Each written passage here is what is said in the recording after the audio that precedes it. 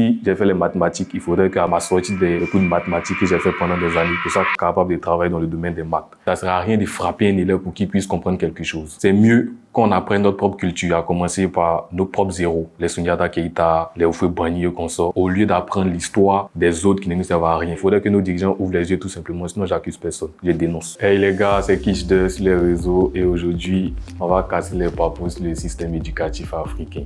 Let's go. Qu'est-ce qui t'a poussé à parler du système éducatif ivoirien? Quand je remarque autour de moi, on fait toujours les mêmes programmes.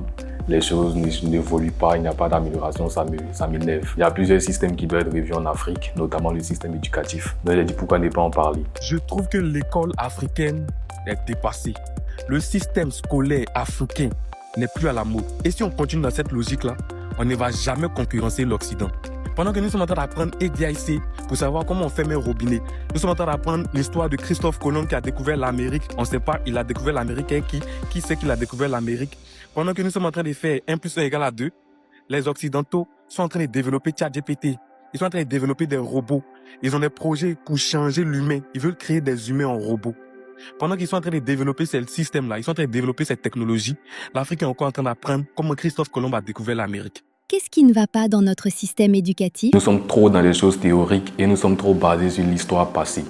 On nous rappelle la colonisation, les guerres, on nous rappelle tout ce qui est négatif, tout ce que l'Afrique a fait qui n'a pas été bien.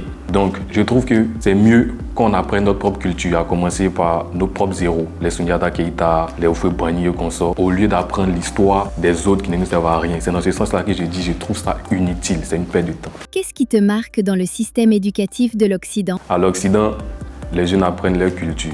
Là-bas, ils ont une manière de fonctionner qui leur permet d'obtenir de l'emploi dès qu'ils finissent les études. Les problèmes dans notre système éducatif sont la faute de qui? La faute est à personne, vu que l'Afrique, on nous a pris pour des gens naïfs. Donc ce sont nos ancêtres qui ont été bernés en quelque sorte. Mais il faudrait que nos dirigeants ouvrent les yeux tout simplement, sinon j'accuse personne, je dénonce. Tu donnes quels conseils aux jeunes élèves? Allez à l'école, mais sachez qu'il n'y a plus de travail.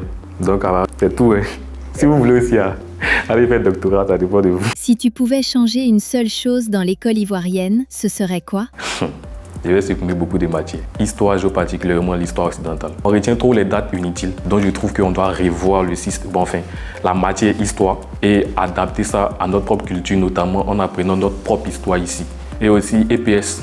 Je ne sais pas pourquoi les professeurs notent si c'est censé nous apporter de la santé et non nous permettre de travailler dans ce domaine. Donc EPS, soit on va à l'école pour jouer du football là-bas, là on sait qu'il y aura des footballeurs. Pourquoi, selon toi, on valorise plus l'apparence, cheveux, uniforme, discipline que la réflexion? L'école veut vendre, c'est du marketing. Donc lorsque l'école est bien présentée, ils ont des bons élèves, ils ont des résultats énormes, forcément qu'ils auront plus d'élèves, une belle image en quelque sorte. C'est quoi pour toi un bon élève aujourd'hui? Moi, le bon élève pour moi, c'est celui qui va à l'école et au finish travaille dans le domaine pour lequel il a fait les écoles. Si j'ai fait les mathématiques, il faudrait qu'à ma sortie des cours de mathématiques que j'ai fait pendant des années, je sois capable de travailler dans le domaine des maths.